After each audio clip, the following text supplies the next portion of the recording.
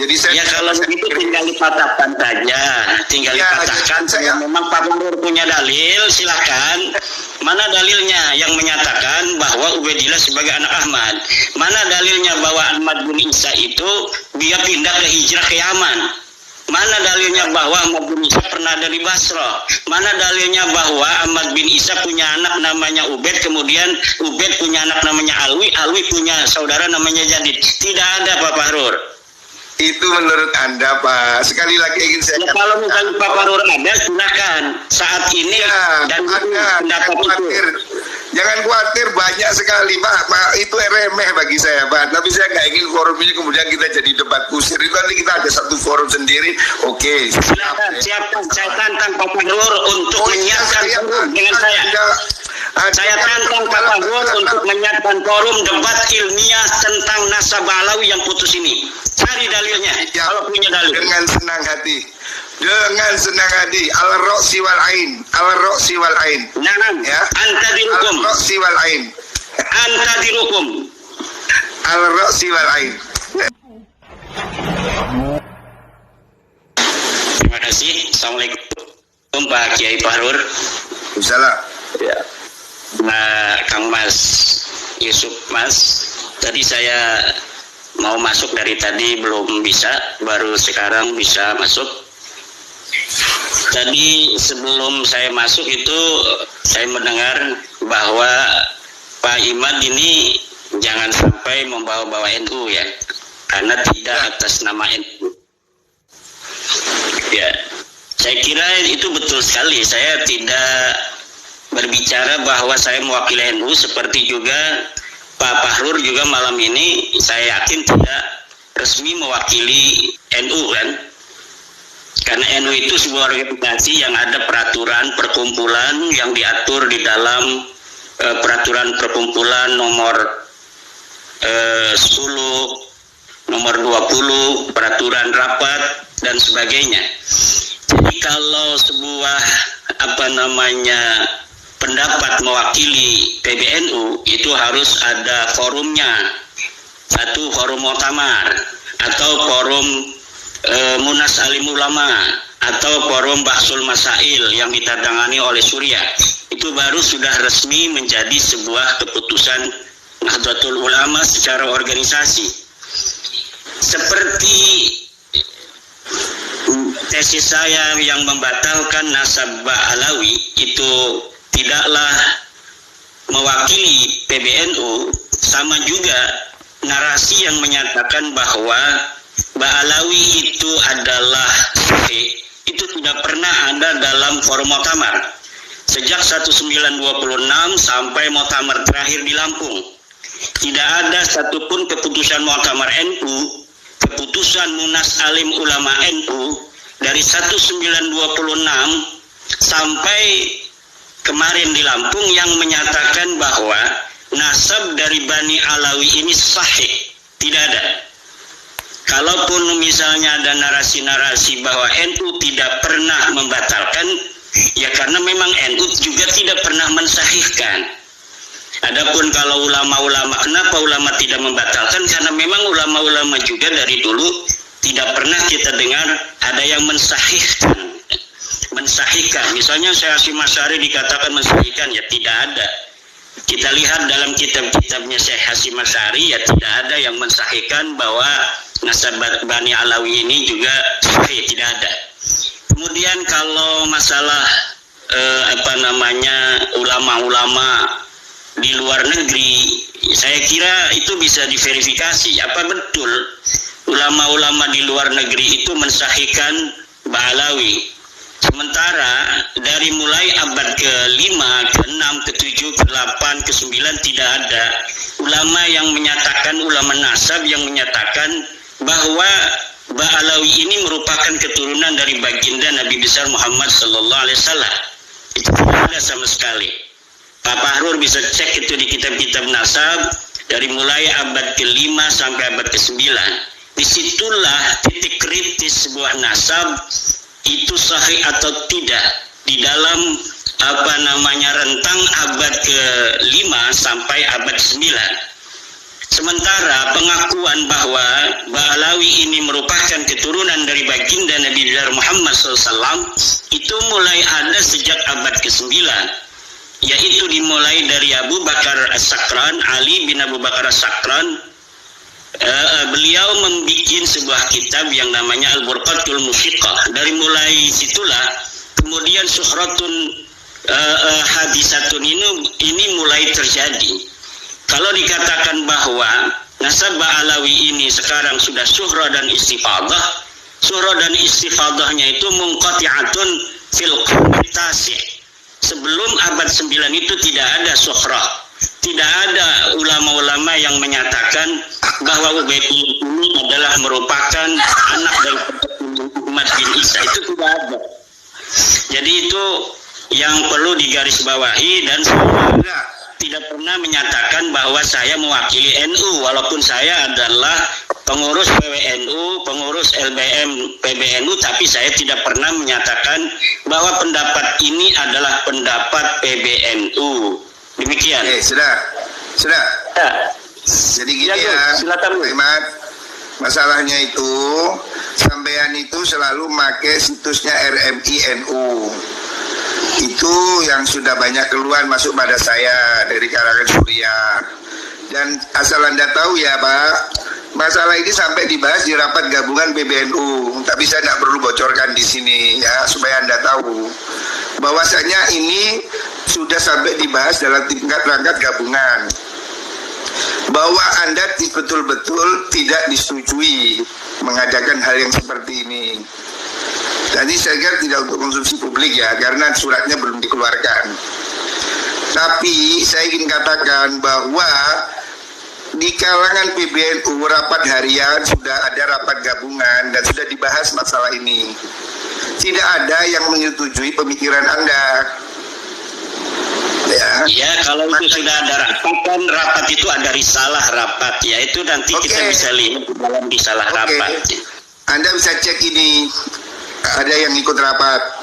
Kemudian, tapi ini belum waktunya saya keluarkan karena ini masih ada beberapa pertimbangan ya. Tapi yang jelas Anda jangan gunakan situs RMI untuk berpolemik. Kenapa Anda dikatakan menggunakan nama NU? Karena Anda selalu menguploadnya itu di RMI PBNU. Jangan membawa NU ke konflik ini ya. Bahwa Anda harus cukup pede dengan pesantren Anda. Jangan bawa simbol NU. Tapi kan Anda selalu pidato di mana-mana itu membawa NU, simbol-simbol NU. Ya ini yang tidak boleh Pak.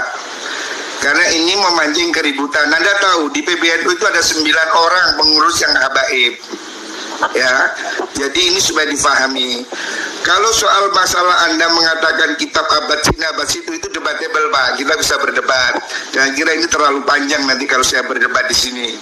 Tetapi fakta ini Pak, lalu Anda memang merasa pendapat Anda itu benar, Anda silakan uji dengan mengundang mereka para ahli nasab yang sah ya, nakobah internasional. Silakan, bukannya blogspot ya, yang ada alamatnya. Kemudian kita bicara bahwa kitab sezaman itu bukan satu-satunya dalil ya Pak. Ini nanti akan jadi lucu dan panjang nih nanti pembahasannya. Saya hanya ingin katakan, silakan Anda berpendapat, tapi jangan pakai provokasi masyarakat. Nggak usah lah pakai ante ini, ante itu. Apa maunya? Udah Anda bilang ini pendapat saya begini, begitu, silakan, saya juga nggak masalah kok.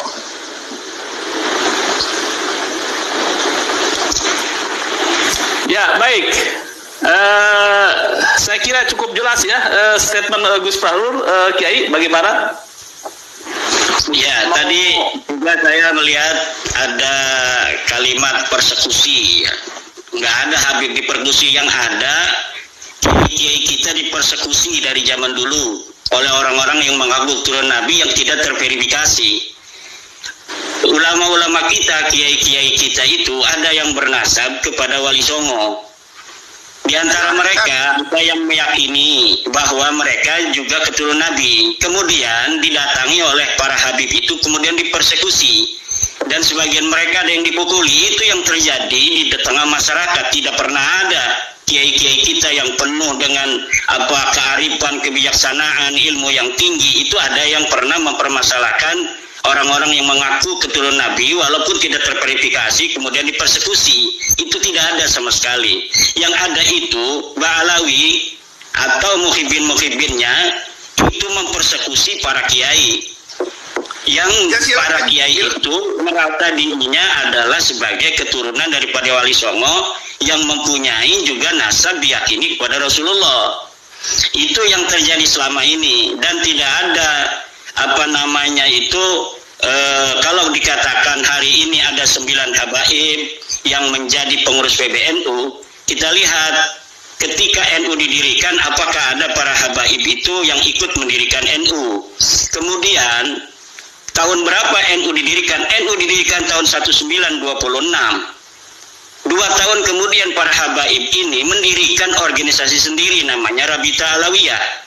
Kalaulah para habaib ini, para Ba'alawi merasa Nahdlatul Ulama ketika itu adalah merupakan bagian dari mereka juga secara teologi, secara kepercayaan, keagamaan dan sebagainya, maka cukuplah ketika itu mereka bergabung dengan Nahdlatul Ulama. Tapi karena mereka saya potong. Bukan Nahdlatul Ulama, mereka membuat sebuah organisasi baru yang namanya Rabita Alawiyah. Demikian. Boleh dipotong ini? Boleh, Pak Fahrul. Kira narasinya ini berlebihan, ini lebay ini. Rabita Alawiyah kan grup keluarga. Beda dong. Kalau saya bukan perkumpulan Jawa, ya nggak ada masalah dengan NU. Kenapa ini kok hari ini Pak Fahrul berbeda? Pak Fahrul harus tahu itu Rabita Alawiyah membuat tingkat kecamatan di seluruh Indonesia ini tahun 2022-2021 ini. Kalau misalnya hanya pencatat keluarga, ya cukup sebagai pencatatan. Tetapi ini perkumpulan kayaknya ingin juga sama seperti Nahdlatul Ulama, kebangkitan ulama. Kemudian ada para pengikut ulama yaitu para santri dan masyarakat. Itu kayak Rabita Alawiyah persatuan keluarga, tetapi mereka ingin ada pengikut dan muhibinnya. Ini saya kira perlu juga mendapat perhatian dari para petinggi PBNU semacam Pak Fahrul ini, melihat kenyataan yang ada di bawah, apa yang terjadi di tengah warga kita, warga Nahdlatul Ulama, terkait dengan irisan para habaib yang diagungkan oleh para kiai-kiai NU, tetapi kemudian mereka justru tidak menguatkan NU. Coba kita lihat di dalam YouTuber itu yang mengupload video-video narasi bagaimana seorang habib ada yang mengharamkan anak-anak NU untuk masuk ke Banser. Orang-orang Jawa, anak-anaknya jangan sampai masuk ke Banser, jangan sampai masuk ke Ansor. Itu dilakukan oleh para habaib. Ada juga ini sudah melebar, Pak. Ini sudah melebar. Ini bisa diverifikasi Pak Fahrul. Siapa yang berani untuk menghina Hasyim Asy'ari? Tidak ada yang berani menghina Hasyim Asy'ari di Indonesia ini kecuali dari Ba'alawi Faisal Assigaf. Bagaimana terakhir Twitter dia menghina ketum PBNU kita, Gus Yahya. Tidak ada yang lain yang berani seperti itu kecuali dari Ba'alawi. Ini juga harus menjadi perhatian Pak Fahrul dan para petinggi NU lainnya. Cukup. Gus Dur siapa yang berani? Yang berani menghina Gus Dur, menghina Teh Yeni. Itu hanya saya penting. Siap, baik. Mungkin Gus Fahrul, coba kita ada tanggapan atau persoalannya dengan persoalan kajian nasab ini bereksis terhadap rasisme. Intinya, kalau ini kajian ilmiah, saya nggak ingin ini menjadi debat kusir ya. Ngomong nasab kemudian ke soal lain, ini untuk apa gitu loh? Ya Pak Fahrul tadi ngomong masalah ekstrak. Saya berikan fakta-fakta yang ada di tengah masyarakat demikian. Iya benar. Jadi gini loh ya, kelakuan orang itu nggak bisa dihindari semua orang. Kalau ada orang Jawa itu ikut PKI, kan nggak semua orang Jawa itu PKI. Jadi saya ini tidak mau ini menjadi satu klan. Jadi ada orang melarang Banser ya dia. Ada orang seperti Nur Sugi, kan dia tidak boleh mewakili orang Jawa. Ada orang NU seperti Kiai Benu yang kemarin telepon Tuhan. Apakah itu NU? Terus NU adalah menelpon Tuhan? Nggak bisa begitu, Pak. Ya, jadi ini orang ke orang harus dibedakan. Kalau Anda mau concern pada kajian nasab, ya Anda berfokus pada kajian nasab. Kalau Anda mau mengatakan ini soal NU, ya orang bicara tentang NU dan Anda sebagai apa? Ini karena kita ini kan maunya diadu-adu NU supaya begini, ini supaya begitu. Kalau NU ini merasa ini meresahkan, Ketua Umum PBNU lebih ngerti apa yang harus dilakukan, gitu loh. Nggak harus kita provokasi orang-orang, kayaknya kita harus perang, bikin laskar, apa-apaan ini. Kalau Anda mau ngomong nasab aja, concern di situ, bikin tulisan, bikin kajian yang tepat, landasan teori yang benar, kemudian lakukan studinya dengan triangle data, ada studi lapangannya, ada wawancaranya. Itu Anda benar sebagai peneliti, dan nggak usah melebar itu sudah saya lakukan, dan itu sudah saya serahkan, saya kirimkan pertanyaannya kepada Rabi Talawiyah, dan mereka tidak bisa menjawabnya karena memang nasab mereka itu terputus, maudhu'un munqati'un, batilun, tidak bisa dijawab. Dan kalau misalnya ada sebuah narasi dari Pak Fahrur di Tempo tadi saya baca, harus dihentikan ini pembahasan nasab. Yang harus dihentikan adalah pengakuan Ba'alawi sebagai turunan Nabi yang tidak terverifikasi, yang harus dihentikan. Karena secara kajian nasab dia terputus, secara kajian DNA dia bukan bangsa Arab Acan, dia bukan keturunan Bani Quraisy, dia bukan keturunan Bani Hashim, dia bukan keturunan Ba'alawi, dia bukan keturunan Nabi Muhammad. Ini yang harus dihentikan, pengakuan sepihak sebagai keturunan daripada Nabi besar Muhammad sallallahu alaihi wasallam. Allahumma sholli alaihi. Jadi itu pendapat Anda, saudara. Bukan pendapat saya, ini pendapat pakar DNA. Ini pendapat pakar DNA. Semua begitu, saudara. Ini siapa yang berani untuk berdiskusi, berdialog, seorang pakar DNA dari Ba'alawi untuk mematahkan narasi dan kesimpulan Pak Dr. Sugeng. Tidak ada, karena kesimpulan semacam itu kesimpulan yang sangat presisi, dan itu pun tidak satu-satunya dari Indonesia yang berpendapat. Dr. As-Suhaibi itu berpendapat yang sama seperti Dr. Sugeng. Umar Az-Zaid juga berpendapat yang sama tentang tes DNA. Dan ini saya kira sudah waktunya PBNU atau MUI untuk mengeluarkan sebuah maklumat bahwa memang Ba'alawi ini bukanlah keturunan baginda Nabi besar Muhammad sallallahu alaihi wasallam. Kenapa aksesnya ini hanya ke warga NU? Kenapa kita ini setiap tulisan saya minta admin untuk kemudian menampilkan tulisan saya di RMI, karena RMI itu Rabita Mahid Islamiyah, persatuan ikatan pondok-pondok pesantren yang didawir-dawir oleh para kabib-kabib oknum itu adalah para kiai pesantren, dimintain uang 5 juta, 10 juta, 20 juta, bahkan ada yang 100 juta, itu kalangan pondok pesantren. Jadi ada kaitan. Kenapa tulisan-tulisan saya tentang bahwa nasab Ba'alawi ini batal itu ditaruh di Rabita Mahid Islamiyah? Mereka para kiai-kiai berterima kasih. Semenjak isu nasab ini batalnya mereka itu diketahui publik, mereka tidak lagi datang para kiai untuk minta-minta uang. Itu diantaranya Pak Fahrur yang harus diketahui. Baik. Langsung Pak Fahrur bisa menanggapi bahwa tadi kan persoalan nasab itu terputus. Silakan Agus. Ya, jadi gini, nasab terputus itu menurut Pak Imad, kan sudah saya katakan bahwa Anda harus menyediakan ruang untuk berbeda pendapat, ya. Anda boleh mengatakan begitu, saya juga nggak ngelarang. Tapi faktanya di dunia ini hanya Anda. Saya ini Pak sudah ikut beberapa forum internasional, saya sudah ketemu mereka.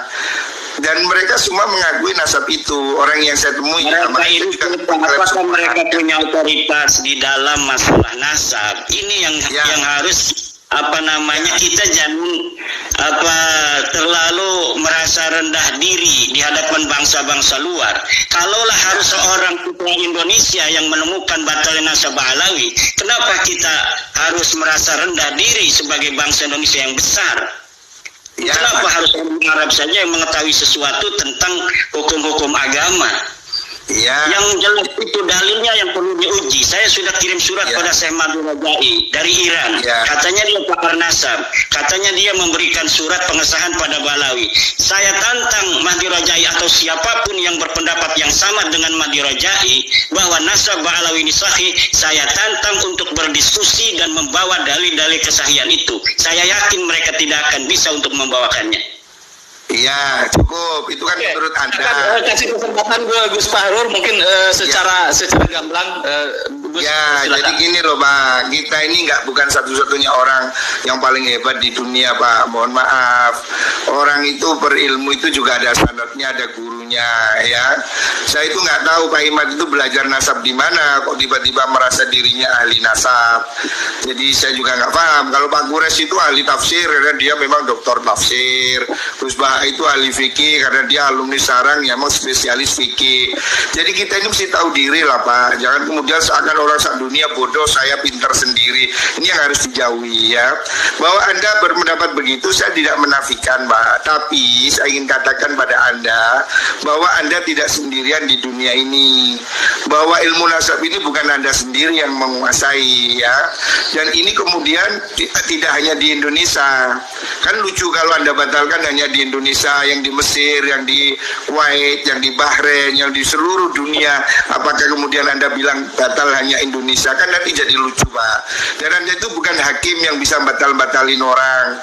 Dan nasab itu bukan wudhu yang bisa batal ambil lagi gitu loh. Jadi lucu ini nanti. Intinya gini aja loh Pak. Anda boleh berpendapat, silakan. Oke, menurut saya begini. Tapi kemudian Anda tidak berhak untuk menjadi hakim kebenaran. Semua orang salah, saya sendiri benar, orang dunia salah. Ini terlalu besar Pak menurut saya ya. Jadi kita tinggal lihat masyarakat saja Pak Fahrur. Nanti masyarakat apakah akan melihat dalil-dalil dari keterputusan itu yang kuat, apakah akan melihat atau mengikuti Pak Fahrur dengan tanpa dalil bahwa nasab Balawi itu sahih. Bukan tanpa dalil Pak, cuma saya males berdebat dengan Anda. Saya males, saya sudah baca kok sebelumnya tesis Anda itu saya lihat itu di tulisannya Murad Syukri. Sudah mirip-mirip lah, di beberapa internet saya lihat itu narasi-narasi yang hampir sama. Jadi saya nggak kaget Pak, dengan apa yang Anda ungkap itu saya nggak kaget. Jadi kita sama-sama melek internet Pak. Jadi saya kalau begitu tinggal dipatahkan saja, dipatahkan. Memang Pak Fahrur punya dalil, silakan. Mana dalilnya yang menyatakan bahwa Ubaidillah sebagai anak Ahmad? Mana dalilnya bahwa Ahmad bin Isa itu dia pindah ke hijrah ke Yaman? Mana dalilnya bahwa Ahmad bin Isa pernah dari Basrah? Mana dalilnya bahwa Ahmad bin Isa punya anak namanya Ubaid, kemudian Ubaid punya anak namanya Alwi, Alwi punya saudara namanya Jadid? Tidak ada Pak Fahrur. Itu menurut Anda Pak. Sekali lagi ingin saya katakan, kalau misalnya Pak Fahrur ada, silakan saat ini dan pendapat itu. Jangan khawatir, banyak sekali Pak. Itu remeh bagi saya Pak. Tapi saya nggak ingin forum ini kemudian kita jadi debat kusir. Itu nanti kita ada satu forum sendiri. Oke. Siapkan. Saya tantang Pak Fahrur untuk menyiapkan forum dengan saya. Saya tantang Pak Fahrur untuk menyiapkan forum debat ilmiah tentang nasab Balawi yang putus ini. Cari dalilnya, kalau punya dalil. Dengan senang hati. Dengan senang hati. Al-Roksi wal-Ain. Al-Roksi wal-Ain. Nah, ya. Antadirukum. Al-Roksi wal-Ain. Antadirukum. Al-Roksi wal-Ain. Jadi saya katakan Pak, Anda ini nggak usah terlalu menggebu-gebu seperti ini ya, sebagai orang sama-sama santri. Saya ini lama Pak mondok Pak, ngerti lah Pak, orang bisa baca kitab saya tahu ya. Jadi nggak usah terlalu petetek kayak orang sedunia kalah semua beginilah. Bukan masalah demikian, karena apa, narasi-narasi ini yang Anda kemukakan malam hari ini itu bukan satu-satunya alasan untuk tiang-tiangan kepada Bapak Fahrur. banyak narasi-narasi yang telah Bapak Fahrur kembangkan di luar ketika saya tidak ada, yang kemudian membuat saya ingin sekali untuk berdebat dengan Pak Fahrur. Oh boleh. Enteng aja, saya nggak takut sama sekali kok. Ini soal gampang lah, nggak usah sepan tengah. Apa sih ini juga bukan soal tanya kuburan kok. Nggak usah ribet lah. Saya ingin katakan, Anda boleh berpendapat, tapi Anda jangan menjadi pemilik kebenaran tunggal. Orang yang merasa yang lain salah, saya sendiri benar, itu hanya Wahabi, Pak. Kalau kita ini biasa dengan pendapat ini, pendapat itu, kita ini sangat luas dalam berhubungan, Pak. Dalil juga begitu, fikih punya banyak qaul ya. Saya ingin ingatkan Anda. Yang kedua, jangan bawa-bawa struktur NU, nama Anda di NU, karena itu sudah jadi pembicaraan, Pak. Dan Pak Fahrur pun jangan bawa-bawa NU ketika sekarang ini, karena tidak ada keputusan NU seperti Pak Fahrur itu. Ya, tapi saya ketua PBNU yang membidangi LBM, Pak. Jadi iya, tapi LBM itu organisasi yang ada aturan, yang ada perkumpulan aturan, ada RT dan sebagainya. Ya betul, makanya itu Anda keputusan PBNU itu ada di Muktamar, ada di keputusan, ada di Munas Alim Ulama, ada di Basul. Biar satu-satu mungkin berbicara ini. Silakan sebentar lagi kita bikin closing statement. Gus Fahrur masih bisa tersambung? Ya, silakan Gus Fahrur. Bilang lagi saya ketemu. Ya, jadi begini Pak, closing statement saya, bahwasanya kalau Pak Imad itu hanya berhenti pada pemikiran bahwa dia menunjukkan satu penelitian, itu tidak ada masalah ya. Bahwasanya banyak sekali habaib yang saya kenal itu bukan yang dawir. Orang itu tergantung dengan apa yang dia pikir, Pak. Kalau orang itu baik, ya ketemu dengan yang baik. Saya ini ketemu dengan habaib yang jenderal, yang polisi, yang tentara, yang dokter, yang konglomerat. Pak Imad ketemu dengan yang dawir, ya saya nggak tahu ini kenapa sama-sama Habib saya kenal yang jenderal, Anda kenal yang dawir ya. Makanya sekali-kali turun ke bawah supaya tahu, tanya itu sama ketua ranting NU, PAR, tanya kepada MWC apa yang terjadi, kenapa Wonogiri sampai tidak mau acara NU diisi oleh para habaib. Harus ditanya, kenapa Boyolali, Pak Garut, kenapa itu di Seragen tidak mau ada habaib. Ini yang harus ditanya oleh Pak Fahrur. Iya. Jangan kita berdiri di Menara Gading. Iya, tahu. Saya ini Pak, mulai NU ini sebelum Anda jadi pengurus NU, saya sudah pengurus NU, Pak. Sudah 29 tahun saya jadi pengurus NU, Pak. Mulai dari bawah. Ya. Jadi jangan ceramai saya tentang NU, sudah cukup. Intinya saya ingin mengatakan bahwa hentikan narasi kebencian di ruang publik. Bahwa penelitian itu dihormati, hak orang untuk menegasi atau mengafirmasi, tetapi tidak boleh dia menebarkan kebencian pada suatu kelompok tertentu ya. Dan jangan bawa NU untuk berkonflik, bahwa NU tidak pada posisi untuk mengikuti apa yang Anda ributkan dalam masalah ini. Mohon maaf Pak ya, mohon maaf sekali lagi terpaksa saya katakan, rekomendasi rapat di PBN itu ingin Anda diberhentikan.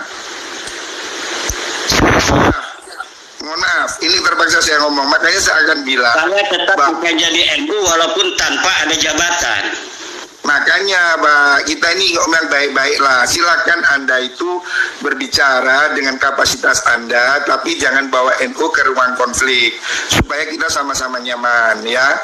Dan bahwa Anda tidak yakin itu tidak apa-apa Pak. Saya juga tidak ingin mempengaruhi Anda, dan Anda tidak mungkin bisa mempengaruhi saya ya. Itu soal keyakinan masing-masing ya. Tetapi yang ingin saya katakan bahwa publik ini Pak, jangan terus diadu domba dengan narasi-narasi yang membuat orang marah. Udahlah Pak, rakyat ini sudah susah cari makan, susah cari kerja. Jangan ditambahi dengan ingin bertengkar ya. Ini yang ingin saya katakan. Ya, saya menghormati hak Anda untuk berbicara dengan penelitian. Oh, itu tidak ada masalah, kami tidak heran ya. Silahkan. Ya, mungkin closing statement Kiai Imad, silakan Kiai. Ya, terima kasih. Ya, malam ini saya berbahagia bisa langsung untuk bertemu dengan Pak Fahrur. Terima kasih Kang Mas Yusuf. Intinya bahwa kita mengkaji nasab Alawi bukan karena kebencian. tetapi ingin menasehati dari Balawi oknum-oknumnya yang mencederai kebangsaan. Bahkan negara kesatuan Republik Indonesia dibuat susah 2016, 2019 oleh narasi-narasi anti pemerintah yang dikembangkan oleh oknum-oknum Balawi. Kita ingin menasehati, kalaulah mereka berbuat demikian karena nasab mereka itu putus, nasab mereka itu batil, nasab mereka itu maudhu. Kita berbangsa bertanah air di Indonesia ini bersama-sama.